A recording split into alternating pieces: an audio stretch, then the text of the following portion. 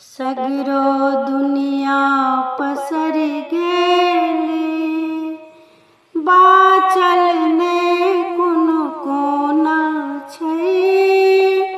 यमदूतक मसियौ ते बुझियौ, चाइनीज रोग कोरोना छै।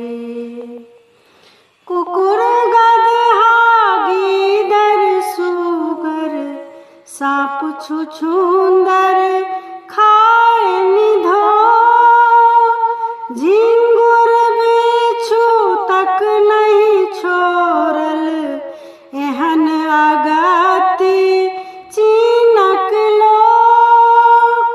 ताहि चीन के शहर वुहानक ई जनमल जादूटोना छै। यमदूतक मसियौ ते बुझियौ, चाइनीज रोग कोरोना छै।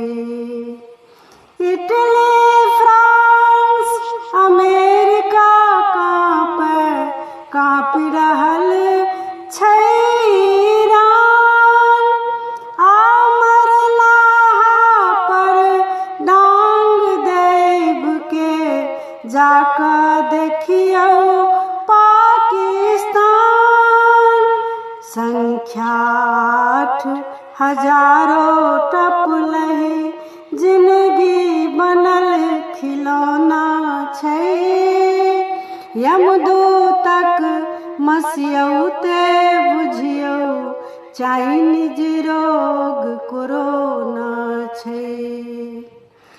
कियो कहै चमगादड़ साँत, कियो नाम कोबरा के लेल।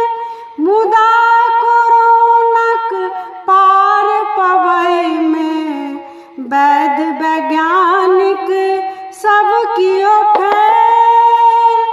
ताहि पर एना विश्व भरि पसरल सदैह रूप डेराना छै।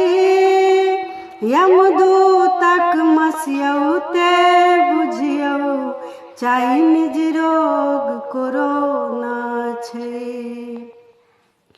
परहेजेटा मात्र सुरक्षा, संपर्कक हो ध्यान विशेष।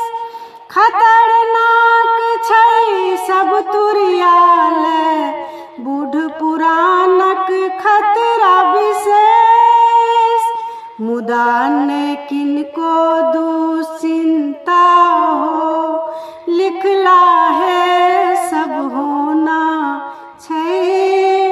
यमदूतक मसियौ ते बुझियौ, चाइनीज रोग कोरोना छै। सगरो दुनिया पसरि गेली, बाँचल नै कोनो कोना छै।